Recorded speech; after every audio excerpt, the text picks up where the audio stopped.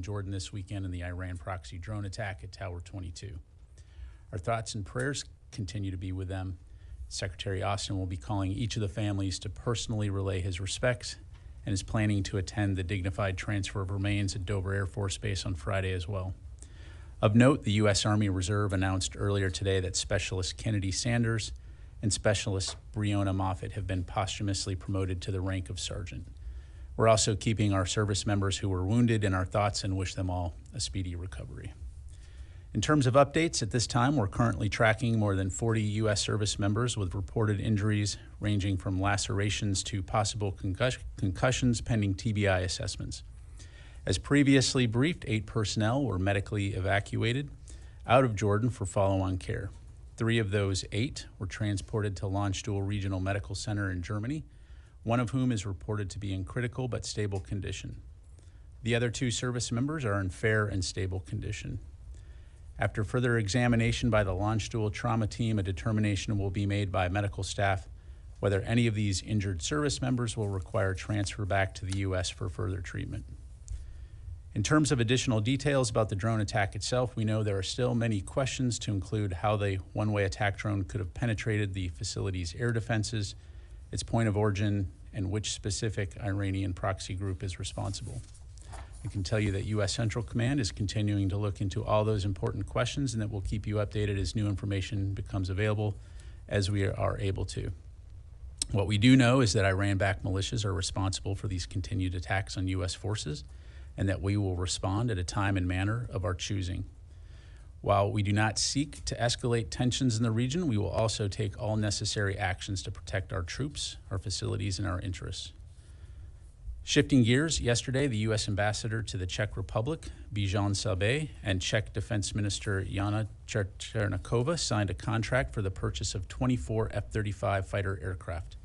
The acquisition of these F-35s will increase the combat capability of the Czech military and strengthen NATO and the bilateral security of Czechia and the United States.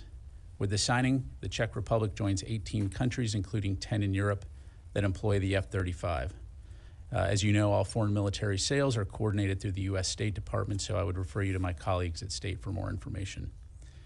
And finally, Deputy Assistant Secretary of Defense for Western Hemisphere Affairs, Dr. Daniel Erickson, hosted the Prime Minister of Trinidad and Tobago, Dr. Keith Rowley, at the Pentagon yesterday. Performing the duties of Deputy Undersecretary of Defense for Policy, Ms. Melissa Dalton also joined the meeting to emphasize the department's strong support of the U.S. defense partnership with Trinidad and Tobago. DoD leaders expressed appreciation for Trinidad and Tobago's leadership in the Caribbean community and in co-hosting the upcoming Caribbean Nations Security Conference alongside U.S. Southern Command in November of 2024. They further commended the robust partnership between the Trinidad and Tobago Defense Force and Delaware National Guard, which celebrates its 20th anniversary this year through the State Partnership Program. The senior officials exchanged views on illicit trafficking, maritime security, defense force modernization and training, cybersecurity, and frameworks to facilitate expanded bilateral security cooperation. The meeting also reaffirmed the U.S. and DoD's commitment to partnership with Trinidad and Tobago and to working together to improve Caribbean regional security and resilience. With that, I'd be happy to take your questions. We'll go to AP Tarakot. Thanks, General Ryder. Has Secretary Austin provided the President response options at this point, or is the building still looking at the best way to deter future strikes? And I have a couple others. Yeah, thanks, Tara. So I'm not going to get into the specific conversations that the Secretary has had with the President. As I've highlighted, we will respond in a time and manner of our choosing.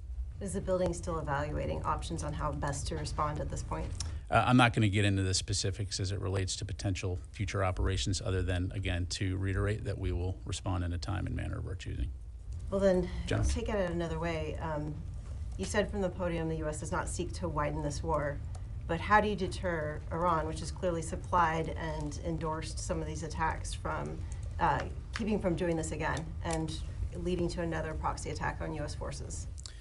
Yeah, so again, as a reminder, our forces are in Iraq and Syria and in the region supporting the lasting defeat of ISIS. That's the mission that we've been focused on.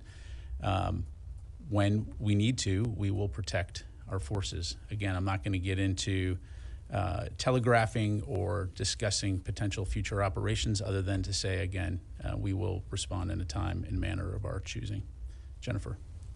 General Ryder, have you attributed to Kateb Hezbollah or any other group who was responsible for this drone strike? So, Jennifer, Central Command is still assessing, but again, we are confident that this attack was sponsored by Iranian-backed proxies. So Kateb Hezbollah has just put out a message on Telegram telling its fighters not to attack U.S. bases in Iraq and Syria, suggesting that they will support the fight in Gaza in other ways, and suggesting that even if the U.S. strikes them, not to respond. What is your response to that? Yeah, we've seen those reports. I don't have a specific comment to provide other than actions speak louder than words. Thanks. Laura. Thank you. A couple questions. First of all, can you speak a little bit about the drones that are based at Tower 22 in Al-Tanf? We had some reporting yesterday that there was some confusion over whether the drone coming into the base was friendly or was friend or foe. And I know that most of these drones should have IFF software enabling them to distinguish between the two. So I'm just wondering if you could tell me whether those drones do have that software. Yeah, thanks, Laura. So no, I'm not going to get into the specifics on the kind of capabilities as it relates to intelligence, surveillance, reconnaissance capabilities that we have. In terms of the reasons behind how this one-way attack drone was able to penetrate the facility's air defenses, that's something that Central Command is looking at now, and I'm just not going to be able to get into the specifics of that. Second question then, actually on a different topic. There was another report today saying that the U.S. is open to reopening discussions with Turkey to let them buy F-35s. I was wondering if you can speak on that from the DoD's perspective. Are you aware of those discussions? I've seen the comments by our State Department colleagues on that. I'd refer you to State to discuss. As you know, right now with Turkey maintaining the S-400, that is currently not something that is on the table, but I'd refer you to State. Let me go to Missy. Just a couple questions, Pat. Thank you. Is there any update on whether Secretary Austin will come and talk to us sometime soon? First question. Again, I don't have a date to announce. Certainly aware of the request, and we'll keep you updated. Okay. And on Jordan, can you just clarify? Are the troops in Jordan at Tower 22 and other bases, are they under OIR authority, or are they're under some other authority? Can you specify that? And is it right that there are about 3,000 troops in Jordan? Missy, I'll have to come back to you on the total number of U.S. forces deployed to Jordan, so we'll take that question. The forces that were, the 3 soldiers that were killed, again, as we've highlighted, they were there in support of Operation Inherent Resolve, supporting the Defeat ISIS mission. That means that they're under OIR authority, that Tower 22? Operating in support of OIR. Okay. So does that mean they report to the commander of OIR? Don't want to get into the chain of command process here, but if they're there supporting OIR, then certainly OIR commander can request assistance from those forces. Okay. So. And then the last question, and I think we asked Sabrina this yesterday, and I think it was maybe something that you guys are still looking at. Just wanted to ask if there had been any new information about any steps that may be taken to protect American forces in the region, like in terms of air defense or new steps to make sure that something like this doesn't happen again. Yeah, so, for operation security reasons, I'm not going to be able to go into specifics other than to say that U.S. Central Command, of course, is taking this very seriously, and that we will take necessary measures and steps to ensure that our forces are protected, recognizing as well that this is a dangerous neighborhood. But again, yes, to answer your question, we will take steps to ensure that our forces are protected. Go to Will. 2 questions. First, Qatar's Prime Minister expressed some concerns yesterday that the U.S. response to the Jordan attack could potentially affect the negotiations over a new hostage deal. Is that part of the Pentagon's calculus in determining a U.S. response to this? So, Will, I don't have anything specifically on that other than to say, again, as part of any decision-making process, we take a wide range of considerations into account, again, to include what our broader regional goals are, which from the very beginning has been to prevent the situation in Israel and Gaza from expanding into a broader conflict. I'll just leave it there. Second, it's been 2 days since the attack in Jordan. Is there concern that that delay in responding could give these groups time to prepare, to disperse from likely targets, etc.? So, well, again, I'm not going to get into any details about what a potential future operation could look like. You've heard both the President and Secretary Austin say that we will respond in a time and a manner of our choosing. 3 U.S. service members were killed, over 40 wounded. Oh, by the way, these service members were deployed into the region to contribute to regional security and stability in support of the international coalition to ensure the lasting defeat of ISIS. So there will be consequences, and I'll just leave it at that. Sir? Yeah, thank you. Just a quick question on the Red Sea. Since the Houthis are mainly attacking like foreign ships, what authorization does the Pentagon have to strike targets in Yemen?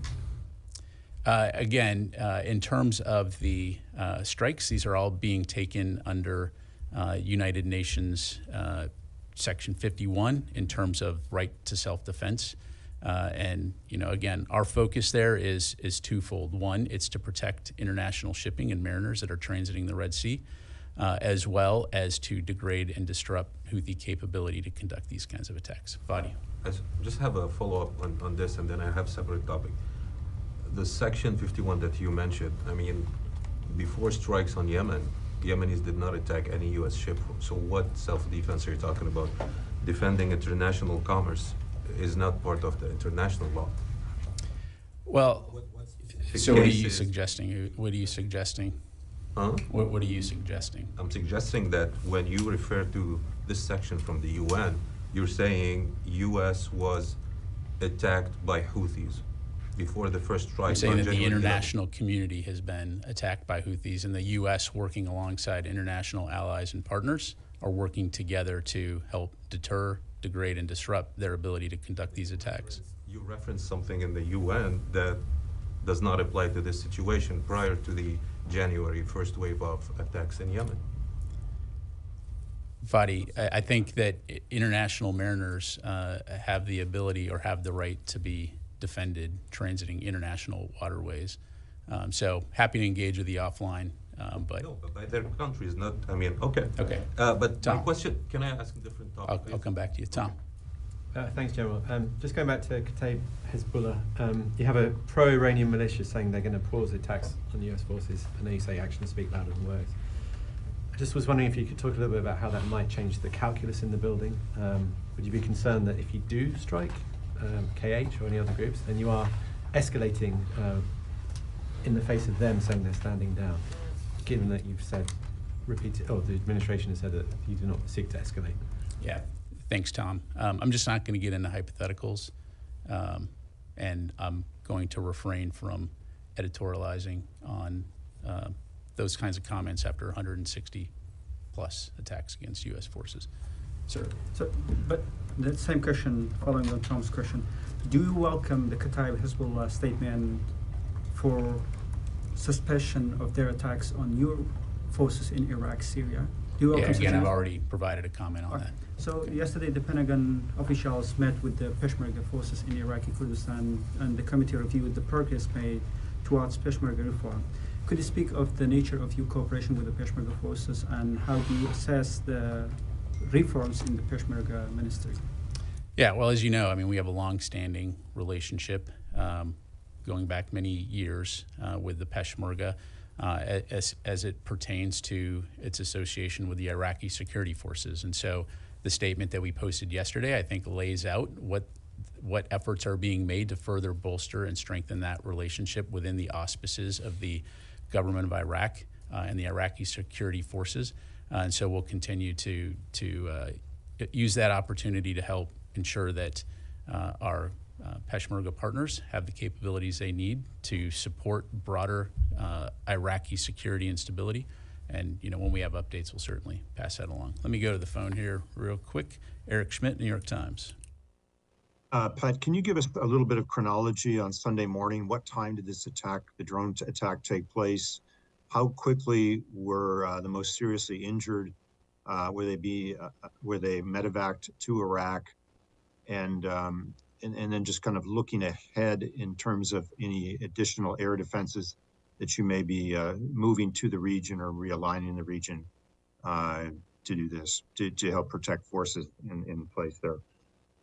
Yeah, thanks, Eric. On the last question again, you know, if we have details to provide on the specific types of air defense systems that we would be moving into the area, I don't have anything to announce right now other than to say, again, Central Command is going to take and is taking necessary steps to ensure that our forces are protected. As far as timelines, I will take that question and we'll come back to you. Again, this attack happened Saturday night, our time, Sunday morning, Iraq time, and again, we'll come back to you with what we're able to provide on that. Fadi. Thank you again, General. I want to go back to the KH statement. It's really unusual, and some of the messages in this statement refer to suspension of these attacks. They don't want to basically embarrass the Sudanese government. At the same time, they're saying Iran was not always happy by escalation against U.S. forces. Would you credit the department and the administration at large pressure or messaging to Iran and Iraqi authorities as maybe a direct result for issuing such a statement? Again, look, we've seen that, and I'm just going to stay where I was earlier. Actions speak louder than words. So, okay. Oren. I just want to be clear on a point. Part of your answer to Missy and part of your answer to Eric. You said to Missy, we will take steps to make sure our forces are protected. And you said if we have something to announce, we will announce it. But I want to ask specifically, you are adding air defense or force protection measures? You make it sound like there will be changes coming. And I just want to be clear I'm on saying that we will take necessary steps to ensure that our forces are protected. I don't have any specifics to announce right now. But above and beyond the measures that are currently in place? We're always assessing force protection, and so, you know, I'll just leave it broad like that, especially, again, in light of, you know, recent events. Constantine. Thanks, Pat. The forces at Tower 22, are they receiving hazardous duty incentive pay? I'll have to take that question. My assumption is yes, but I'll have to take that question. And then my other question would be, are they eligible for combat action ribbons? Again, I'll have to take that one. Nancy? Yesterday, Sabrina said that the secretary is going for a follow-up appointment. Can you tell us what the status of that is and if that means any changes to his health? Yeah. So he went to the appointment last night, left the doctor's office. As I understand it, this is part of his planned physical therapy. So still recovering well, still healthy, still in the building. And then you mentioned that he was going to the dignified transfer on Friday. Will that be open? Any part of that be open? So you can contact the Air Force Mortuary Operations. They manage press access to the dignified transfer. To my knowledge, those are, again, up to the families whether it's open or not, but certainly you can put that request in with them. And one other thing, I didn't understand yesterday there was some issue around filming part of the arrival of Secretary Stoltenberg. Can you help me understand what the challenges were in terms of filming his actual arrival? Why the challenge? I'm not tracking any specific challenges, so. Well, we weren't allowed, as I understand it, to film the walk-up, but only at the upstairs. I'm just trying to understand if that's a... We followed normal protocol for a visit, as I understand it, by the NATO Secretary General. So typically, does not, because it's not a country, it's not afforded honors per se. So it was the standard arrival. The secretary arrived in the building per standard procedure and process, and the pool, because of the size of the room, was invited to come in and cover the top of that meeting. Right, I'm just trying to understand, were they allowed to film the outside part, the arrival part? My understanding is they were. I don't know that they were not. I'm not tracking anybody saying that they couldn't. We've just followed normal procedure for any type of DV visit to the Pentagon. Thanks. Sir. Thank you. I have a couple on Ukraine then on Middle East. So do you have any updates on weapons deliveries to Ukraine under USAI? Are some of the capabilities currently being delivered to Ukraine despite no PDA announcements? No new PDA announcements. Of course, we're still standing by on a supplemental from Congress. But USAI deliveries, they were procured before that. I don't have anything specific to announce right now. Of course, we're going to continue to work with Ukraine to deliver those capabilities as they come online. Also, could you tell us more about the ongoing Inspector General's visit to Ukraine? What they will be looking into? Will they go to the front lines? Things like that? I'd have to refer you to the Inspector General's office. Let me go back to the phone here. Jeff Schogel, Task and Purpose. Thank you. The National Defense Authorization Act includes a lot of funding to replenish the Defense Department stockpiles of munitions like artillery shells and SM-6 missiles, but there can't be any new starts until Congress passes a spending bill. So does the fact that the Defense Department is still on a continuing resolution mean that it hasn't been able to replenish or any of its stocks of shells and missiles, or at least get started on new contracts? Yeah, thanks, Jeff. You're talking about in terms of Ukraine or just in general? Each of the services has funding for shells, missiles, to especially considering that so many has been given to Ukraine. This is the ammunition buildup for the U.S. military. Yeah, so I'd refer you to each of the services to talk about their current status. But as you highlight, during a continuing resolution, we are limited in terms of, in many ways, in terms of being able to extend contracts. It disrupts training, delays maintenance, it imposes uncertainty on the workforce. So again, each of the services can talk about their individual impacts. Let me go to Phil Stewart, Reuters. Oh, hey there, thanks. At the White House today, there was some talk that there would be a tiered response to the drone strike in Jordan, and that could be multiple actions instead of a single action. Could you just confirm that you're expecting a tiered response with multiple actions? And then secondly, on the KH statement, I mean, could you offer a little more? I mean, what do you mean by actions speak louder than words? Would you like to see them make good on this promise to suspend operations on U.S. forces? Could you just elaborate what you meant by that? Thanks. Yeah, thanks, Phil. On your first question, again, we're not going to telegraph or discuss details associated with any future operations. And again, on the statement that's out there, I don't think we could be any more clear that we have called on the Iranian proxy groups to stop their attacks. They have not, and so we will respond in a time and manner of our choosing. When I say actions speak louder than words, there has been 3 attacks to my knowledge since the 28th of January, and I'll just leave it there. Okay, got time for just a few more here. Let's go to Howard Altman, Warzone. Thanks, Pat. A couple questions. One, can you confirm the political reporting that the ground-launched small diameter bomb could be delivered to Ukraine as soon as tomorrow? And then, has the Pentagon been informed by Ukraine of any change at the top of its command? There's been a lot of discussion about General Zaluzhny being replaced. Has Ukraine said anything definitive to the Pentagon?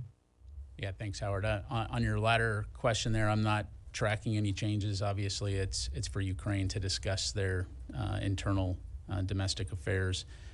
As far as the small diameter bomb, as we acknowledged last year, we will provide Ukraine with the ground launch small diameter bomb as part of our USAI funded security assistance efforts. However, due to operation security reasons, we're not going to confirm specific timelines. We'll defer to Ukraine to talk about any delivery. But we do, as I mentioned, continue to work closely with Ukraine, with our industry partners, to ensure that Ukraine receives and is ready to use the capabilities that we're delivering to them, and as quickly as possible. Thanks. Sir. So recognizing there's an ongoing investigation into it, is there any indication at this point with the drone attack that this was a result of a technology failure or gap, or versus human error in terms of recognizing what the technology and information was saying? Yeah, again, I appreciate the question. CENTCOM is looking into all of that. The other aspect of this, which I know you all appreciate is the operations force protection aspect in terms of, you know, vulnerabilities. It's not something we would talk about, certainly from the podium here. All that to say, we do recognize and appreciate the interest, and I can tell you that CENTCOM is looking into all of that. Yes, ma'am. Do you have any concern that while you are responding to this attack, any party, whether it's ally or adversary, would exploit this situation to their benefit? And did you convey any message to that effect? I'm not sure I understand what you're asking. I mean, do you have any concern while you are responding to that attack, to this attack on the American troops in Jordan, that any party, whether it's ally or adversary, would exploit this situation to their own benefit? You've been saying you don't want to widen this war. And did you convey any message to any party? Speaking here specifically about Lebanon. Again, you know, we are not, first of all, taking a step back, looking at the broader region. We fully recognize the tensions right now that are in the Middle East. From the very beginning of the Israel-Hamas conflict, we've been very clear that we're going to work very hard with our allies and our partners in the region to prevent a broader conflict. When it comes to the situation in Iraq and Syria and Jordan, our troops were attacked, and 3 U.S. service members were killed and over 40 wounded. The President and the Secretary have both said that we will respond in a time and place of our choosing.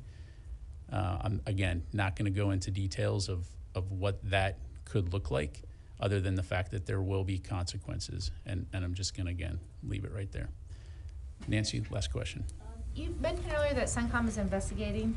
Can you tell us who is investigating? Is there one person? Can you give us some? We've heard several references to investigation. Yeah, so, you know, term of art here, I would not use the word investigation. They're reviewing it. Of course, investigation has a specific, you know, connotation. Obviously, it's up to CENTCOM whether or not they open a formal investigation. Typically, after any type of incident, there is always some type of review or investigation.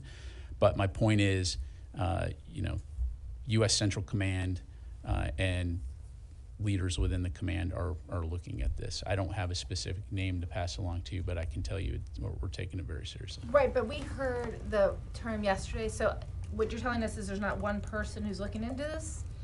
Is there some sort of, like, I don't know, there's no, like, there's no kind of... I'll have to get back to you on that, Nancy. Okay. Okay. Thank you very much, everybody. Appreciate it.